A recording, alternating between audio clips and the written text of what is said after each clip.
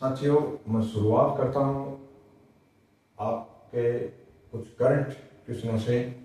इसमें 11वां Rajasthan film festival, 11वां राजस्थान फिल्म फेस्टिवल ये सितंबर 2023 में जयपुर में हुआ। और इसमें राजस्थानी भाषा की श्रेष्ठ फिल्म, राजस्थानी भाषा की श्रेष्ठ फिल्म कौन सी चुनी गई? सुभागी। क्या नाम है? सुभागी। और श्रेष्ठ अभिनेता जो अन्य भाषाओं से लिए गए वो है गुलशन ग्रोवर। गुलशन ग्रोवर। और अन्य जो क्षेत्रीय भाषा में श्रेष्ठ फिल्म है वो कौन सी है? आयो थी। उसका नाम है आयो थी। अंग्रेजी में इसका आयो थी। क्षेत्रीय भाषा की श्रेष्ठ फिल्म। ठीक है। और ये 11वां संस्करण है इनका। और कब से शुरू हुए थे? 2013 से राजस्थान फिल्म फेस्टिवल की शुरुआत हुई थी, जयपुर में भी थी। और 2024 का भी सितंबर में होगा, वो भी जयपुर में होगा। वो 12वां होगा। देखो 2024 में राजस्थान फिल्म फेस्टिवल 12वां भी जयपुर में आयोजित होने जा रहा है 28 सितंबर से, जो आपके एग्जाम में ये नहीं आएगा। और पिछला हुआ था जयपुर में, ये 11वां था। अभी हम साथियों चर्चा कर रहे हैं पेरिस ओलंपिक खेलों की, जो अगस्त में हुए थे। पेरिस ओलंपिक खेल में भारत ने कुल कितने पदक जीते? साथियों कुल पदक जीते हैं भारत ने 6। इसमें 1 रजत है। रजत किसने जीता है? और 5 जीते हैं भारत ने कांस्य। रजत जीता है नीरज चोपड़ा ने। पिछली बार नीरज चोपड़ा ने स्वर्ण जीता था, इस बार भारत को 1 भी स्वर्ण नहीं मिला है। और 5 कांस्य जीते हैं, जिनमें मनु भाकर ने 10 मीटर एयर राइफल प्रतियोगिता में 1 कांस्य अकेले ने जीता है। और दूसरा कांस्य सर्वजोत सिंह के साथ मिश्रित जीता है। किसके साथ जीता है? सर्वजोत सिंह के साथ। और प्रतियोगिता सेम ही है, 10 meter air rifle Sarabjot Singh के साथ। देखिए ओलंपिक खेलों में एक ही ओलंपिक में 2 पदक जीतने वाली प्रथम भारतीय महिला कौन होगी? मनु भाकर, जो हरियाणा की है। भारत का कौन सा स्थान इन खेलों में रहा है? ये प्रश्न भी आ सकता है। तो साथियों भारत का इनमें 71वां स्थान है। कौन सा स्थान है? ओलंपिक खेलों में भारत का 71वां स्थान है। अब बात करते हैं पैरा ओलंपिक खेलों की। तो ये भी वहीं हुए हैं पेरिस में। इनमें भारत ने पैरा ओलंपिक में कितने पदक जीते हैं? भारत ने 29 पदक जीते हैं। कितने? 29 पदक जीते हैं, जिनमें 7 साथियों गोल्ड मेडल जीते हैं। बहुत बड़ी उपलब्धि है ये। और लगातार 2 गोल्ड मेडल जीतने वाली अवनी लखेरा अपने राजस्थान की है। अवनी लखेरा ने 10 मीटर एयर राइफल में, किसमें? 10 मीटर एयर राइफल में। देखिए बहुत ही साम्यता है। 10 मीटर में ही तो इसने अवनी लखेरा ने पदक जीता है। और 10 मीटर में ही मनु भाकर जो हरियाणा की है उसने जीता है कांस्य। 10 मीटर एयर राइफल में गोल्ड। और फिर टोक्यो में भी इसने सेम में ही गोल्ड जीता था। तो लगातार 2 गोल्ड जीतने वाली प्रथम पैरा ओलंपिक में गोल्ड जीतने वाली महिला है भारतीय महिला अवनी लखेरा। 29 पदक हमने जीते हैं, जबकि झाझड़िया जी ने दावा किया था कि हम पर कम से कम 25 पदक लाएंगे। तो उनका दावा एकदम सही साबित हो गया। अब साथियों हम एक चर्चा करते हैं चोखेलाव महल। ये कहाँ है? ये जोधपुर में है। और इस भित्ति चित्रों के लिए विख्यात है। किसके लिए? दीवार के जो चित्र होते हैं भित्ति चित्रों के लिए। और इसका निर्माण करवाया था वहां के शासक मालदेव ने, जिनको फारसी इतिहासकारों ने हशमत वाला शासक कहा था। और वो ही मालदेव हैं जिनके बारे में शेरशाह सूरी ने कहा था कि मैं मुट्ठी भर बाजरे के लिए, यानी सिर्फ जोधपुर के लिए मैं पूरी जो हिंदुस्तान की बादशाहत है उसको खो बैठता। फिर आता है साथियों उस्ता कला, ये बीकानेर में है और ऊंट के चमड़े पर शुरू होती है। और किसके समय शुरू हुई थी ये याद रखें, महाराजा अनूप सिंह के समय में शुरू हुई थी। और फिर आता है मथेरना कला, मथेरना कला भी बीकानेर की है और ये किसकी है, जैन यतियों की, यानी जैन धर्म में जो मुनि हुआ करते थे उन्होंने इस कला की शुरुआत की थी साथियों। फिर आता है राजस्थान में शैल चित्र कहाँ कहाँ है, एक तो दर भरतपुर में है, आलनिया ये कोटा में है, और तीसरे भित्ति चित्र हैं बैराठ में, और एक कोटा में, दूसरी जगह दर्रा जिसको हम दर्रा राष्ट्रीय उद्यान के रूप में भी जानते हैं। बैराठ ये 4 स्थानों पर शैल चित्र यानी गुफाओं के चित्र मिले हैं और जो दीवारों के ऊपर शैलों को काट काट करके बनाए गए हैं। फिर आता है साथियों छठा प्रश्न, कावड़ क्या होते हैं। कावड़ ये लकड़ी पर निर्मित चित्र होते हैं, लकड़ी पर निर्मित चित्रों को क्या कहते हैं, कावड़। फिर आता है जमुनादास, नंदराम और छोटे लाल, ये किस चित्र शैली से संबंधित हैं। तो साथियों इनकी चित्र शैली थी अलवर शैली। कौन सी थी, अलवर शैली।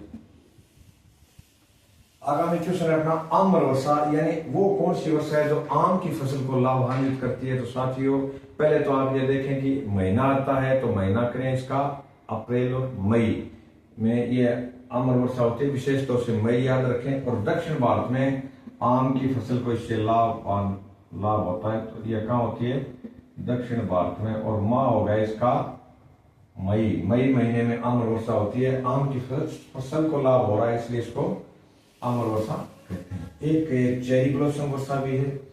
हाथी दांत की गणगौर कहाँ है साथियों, तो ये जैसलमेर में है। कहाँ है, जैसलमेर में। और जैसलमेर से केवल गणगौर की सवारी निकलती है। चांदी की गणगौर कहाँ है, ये है साथियों जोधपुर में। और गुलाबी गणगौर कहाँ मनाई जाती है, ये नाथ द्वारा में है। और एक क्वेश्चन है धींगा गणगौर, ये कहाँ है, उदयपुर में। कहाँ है धींगा गणगौर, उदयपुर में। फिर आता है लाखन सिंह की लूर कहाँ गाई जाती है, ये लाखन सिंह की लूर जो है बीकानेर में है। लाखन सिंह की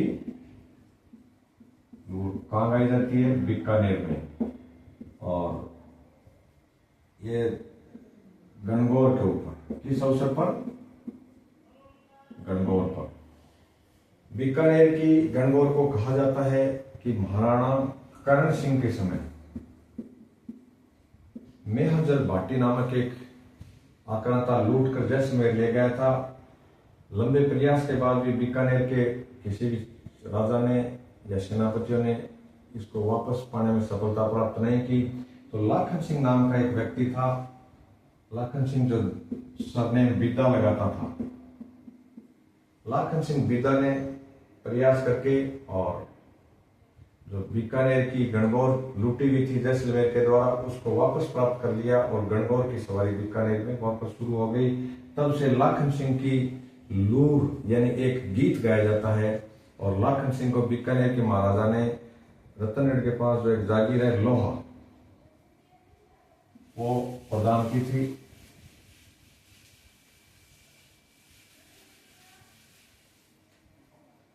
अभी एक इंडियन पॉलिटिक्स का प्रश्न है, युवा तुर्क।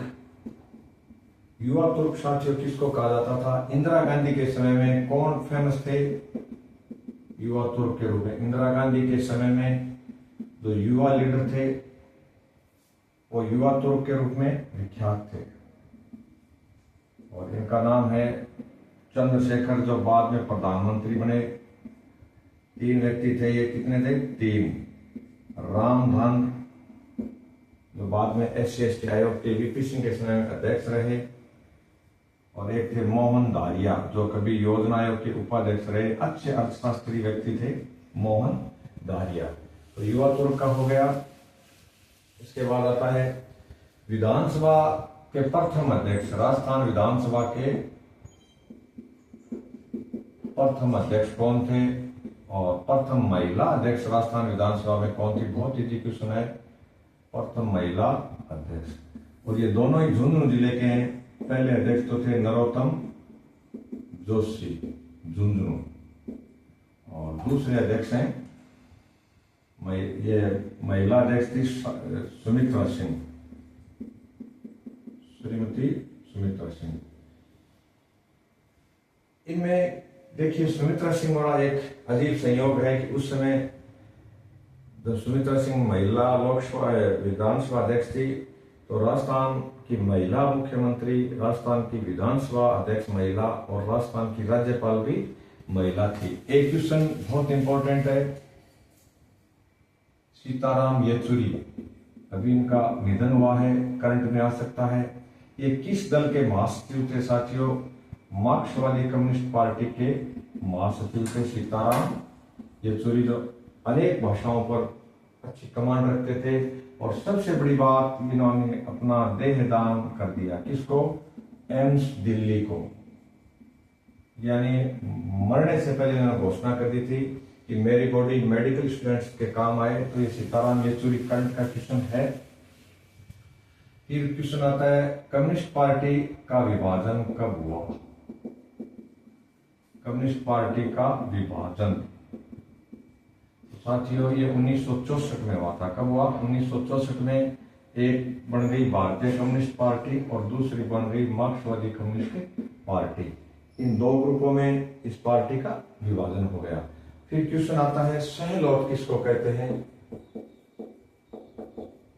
सहलोत या सहलोत या पालवी? इसका जवाब है ग्रासिया जनजाति के गांवों के मुखिया को सहलोत या सहलोत कहा जाता है। फिर आता है साथियों बांडुंग सम्मेलन, ये किस वर्ष हुआ था और बांडुंग किस देश में है? तो इंडोनेशिया में बांडुंग सम्मेलन 1955 में। यह कहाँ हुआ था? इंडोनेशिया में। और पंडित नेहरू की इसमें शानदार भूमिका थी। आगामी क्वेश्चन अपना, समुद्र की दूरी किस में मापी जाती है? समुद्री दूरी नॉटिकल मील में मापी जाती है। किसमें? नॉटिकल मील में। और एक किसी भी देश के पास कितना समुद्री क्षेत्र हो सकता है? यानी 12 नॉटिकल मील तक उसका अधिकार होता है। संबंधित देश का 12 नॉटिकल मील तक निकटतम देश का अधिकार क्षेत्र है। इसके बाद आगामी क्वेश्चन आता है, डामोर जनजाति राजस्थान के किस जिले में है और इसके प्रसिद्ध तीरंदाज कौन थे? तो डामोर जनजाति के तीरंदाज थे धूलचंद डामोर। और यह जनजाति कौन से जिले में है? डूंगरपुर में।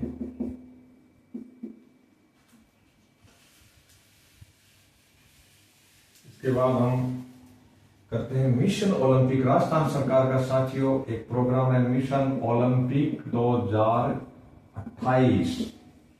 इसके लिए मुख्यमंत्री भजनलाल शर्मा ने कुछ घोषणाएं की हैं कि हम हरियाणा को पीछे छोड़ करके राजस्थान को 1 नंबर पे पदक में करना चाह रहे हैं, इंडिया का पहला स्टेट करना चाह रहे हैं। तो इनमें कितने खिलाड़ी चुने? 55 खिलाड़ी, 50 खिलाड़ियों का इन्होंने चयन किया है, जिनको अच्छा भोजन, अच्छा आवास, अच्छी ट्रेनिंग, अच्छी सुविधाएं उपलब्ध करवाई जाएंगी ताकि ये ओलंपिक खेलों में पदक जीत सकें। फिर साथ ही आता है राजस्थान सरकार ने 10 संकल्प बनाए हैं। कितने संकल्प लिए हैं? 10 संकल्प हैं। उनमें पहला संकल्प है कि राजस्थान की अर्थव्यवस्था को $300 बिलियन, इसका लक्ष्य क्या है? $300 बिलियन की अर्थव्यवस्था राजस्थान को बढ़ाया जाएगा। ये टारगेट किसका है? भजनलाल शर्मा की सरकार का। ये जो 10 संकल्प है उनमें एक संकल्प, पहला संकल्प यह है कि राजस्थान में की अर्थव्यवस्था को $350 बिलियन में बदला जाएगा। एक साथियों क्वेश्चन है, आमागढ़ लेपर्ड रिजर्व कौन सा है? आमागढ़ लेपर्ड रिजर्व ये किस जिले में है? काफी चर्चा में है ये। तो ये है जयपुर में। इसके बाद क्वेश्चन आता है कि विकसित राजस्थान का लक्ष्य किस वर्ष तक का है।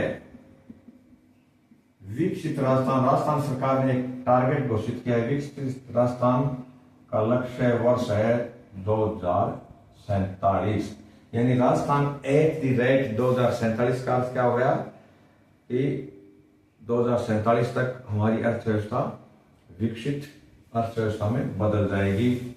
और एक साथ ये क्वेश्चन है कि 2031-32 तक राजस्थान में गैर परंपरागत ऊर्जा का लक्ष्य है। गैर परंपरागत ऊर्जा का लक्ष्य ये राजस्थान सरकार का है। कितना है? 33,000 कितना मेगावाट है? 33,600 मेगावाट। ये टारगेट राजस्थान सरकार ने तय किया है। फिर आता है ग्रीनफील्ड एयरपोर्ट कौन सा होगा राजस्थान में जहां प्रदूषण कम होगा? ग्रीनफील्ड एयरपोर्ट ये साथियों कोटा में कहां बनाया जाएगा? कोटा में। मिशन ओलंपिक के बारे में हमने चर्चा कर ली है। अभी हम एक दो क्वेश्चंस और कर रहे हैं। इनमें है विशेष योग्यता वाले बालक कौन से हैं और विशेष आवश्यकता वाले बालक कौन से हैं।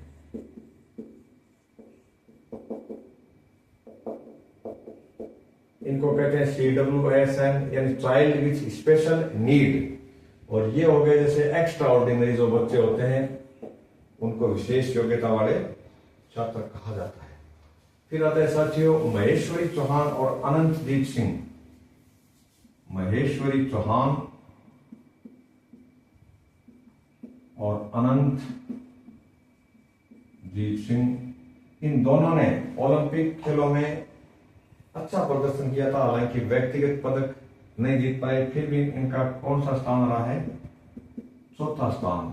और प्रतियोगिता थी स्कीट, डबल, मिक्स शूटिंग। ये भी निशानेबाज हैं, तो निशानेबाजी में इनका पूरे वर्ल्ड में कौन सा स्थान रहा है? चौथा स्थान। एक इंपॉर्टेंट क्वेश्चन और रहा है, वो है कि राजस्थान के ऐसे पिता पुत्री की जोड़ी जिन्होंने अर्जुन अवार्ड जीता था निशानेबाजी में, वो थे महाराजा करणी सिंह बीकानेर और उनकी पुत्री राजश्री। महाराजा करणी सिंह और उनकी पुत्री राजश्री ने दोनों को अर्जुन मिल चुका है और दोनों ही निशानेबाज हैं। महाराजा करणी सिंह राजस्थान के पहले व्यक्ति थे जिनको अर्जुन अवार्ड मिला था। एक साथियों बहुत चर्चित क्वेश्चन है जियो हेरिटेज। राजस्थान में कौन सी, पूरे भारत में एक ये जियो हेरिटेज, राजस्थान भारत का जो भौगोलिक विभाग है उसने इसको चुना है। तो ये है रामगढ़ क्रेटर 12। कौन सा है? रामगढ़ क्रेटर 12। एक साथियों ये प्रश्न भी इंपॉर्टेंट है, खानिया बावड़ी जयपुर की क्यों चर्चा में रही थी? खानिया बावड़ी ये कहाँ है? जयपुर में। और यहां से इंदिरा शहरी रोजगार गारंटी कार्यक्रम लागू हुआ। कौन सा? इंदिरा गांधी शहरी रोजगार गारंटी कार्यक्रम। इसकी शुरुआत कहां से हुई थी? खानिया बावड़ी जयपुर से। तो आज के इस वीडियो में इतने ही क्वेश्चन और एक लास्ट क्वेश्चन रह गया। यूएनओ 2024 को किस वर्ष के रूप में मना रहा है? तो साथियों ये अंतरराष्ट्रीय ऊंट वर्ष है। कौन सा वर्ष के रूप में मना रहा है? अंतरराष्ट्रीय ऊंट वर्ष के रूप में। एक योजना है राजस्थान सरकार की, उसका नाम है राइजिंग राजस्थान। राइजिंग राजस्थान का लक्ष्य क्या है? राजस्थान में निवेश यानी इन्वेस्टमेंट को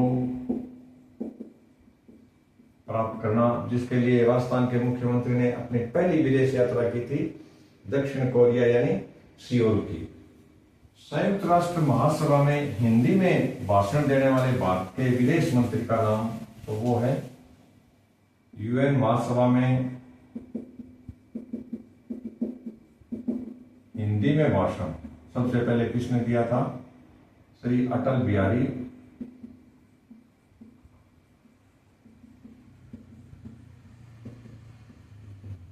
वाजपेयी।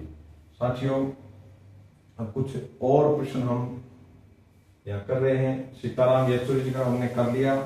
फिर आता है तासिमो कांड, ये किस जिले में हुआ था? तासिमो कांड ये हुआ धौलपुर में। और इसमें शहीद कौन हुए थे, उनके नाम आप याद रखें, ठाकुर छत्तर सिंह और ठाकुर पंचम सिंह, ये तासिमो कांड के शहीद हैं।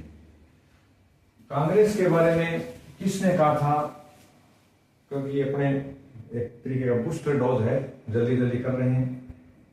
स्वतंत्रता समाप्ति प्राप्ति के बाद किस व्यक्ति ने यह कहा था कि कांग्रेस को राजनीतिक दल से हटा करके एक सामाजिक संस्था में बदल दिया जाए?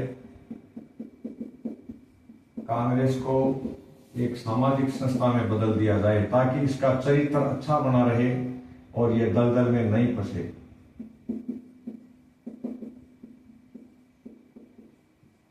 साथियों, ये है महात्मा गांधी का कथन। गांधी जी नहीं चाहते थे कि कांग्रेस कभी बदनाम हो। और एक क्वेश्चन है, गरसोपा जलप्रपात किस राज्य में है? गरसोपा जलप्रपात ये साथियों कर्नाटक में है। नुब्रा घाटी जो अक्सर समाचारों में चर्चित है, नुब्रा घाटी ये लद्दाख में है। और एक स्थान है हंगरीजन मोरान जो अभी समाचारों में चर्चित रहा है, हंगरीजन मोरान, ये कहाँ है? असम का तेल उत्पादक क्षेत्र है। और हम जानते हैं कि भारत का जो पहला तेल कुआं है वो असम में खोदा गया था। और सती प्रथा का प्रथम साक्ष्य भारत में कौन सा है? सती प्रथा का प्रथम साक्ष्य ये 510 ईस्वी सन भी याद रखें इसकी। 510 ईस्वी का भानुगुप्त का एरण अभिलेख, यानी गुप्त काल में हुआ था। भानुगुप्त का एरण मध्य प्रदेश में है, एरण अभिलेख एमपी में। फिर एक क्वेश्चन है, सांची स्तूप किस जिले में है? ये किसने बनाए थे? सांची स्तूप ये बौद्ध धर्म से संबंधित है और अशोक मौर्य ने, और एमपी में है। कहाँ है ये? एमपी में है। और भरहुत के स्तूप किसने बनाए थे? ये शुंग काल के हैं। भरहुत स्तूप किस काल के हैं? शुंग काल के।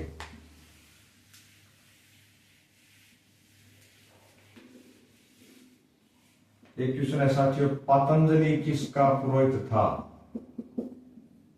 पतंजलि पुष्यमित्र शुंग का पुरोहित था। किसका था? पुष्यमित्र शुंग का। के बाद हम थोड़े एक दो क्वेश्चन और ले रहे हैं कि भारत में सबसे लंबे समय तक सीएम कौन रहे और सबसे ज्यादा बार सीएम कौन रहे? सबसे लंबा सीएम कार्यकाल किसका है? ये पवन चामलिंग सिक्किम के 24 वर्ष 9 माह है इनका रिकॉर्ड, पवन चामलिंग सिक्किम। और 2 नंबर पर नाम आता है उड़ीसा के नवीन पटनायक का जो 24 साल क्रॉस कर चुके हैं। और 3 नंबर पे नाम आता है बंगाल के ज्योति बसु का। फिर इसके बाद भारत के सबसे ज्यादा बार सीएम कौन रहे? भारत में सबसे ज्यादा बार सीएम, बार बार पद छोड़ा, ग्रहण किया, सबसे ज्यादा बार सीएम ये है नीतीश कुमार जो वर्तमान में भी हैं। नीतीश कुमार ये 9 बार सीएम पद की शपथ ले चुके हैं।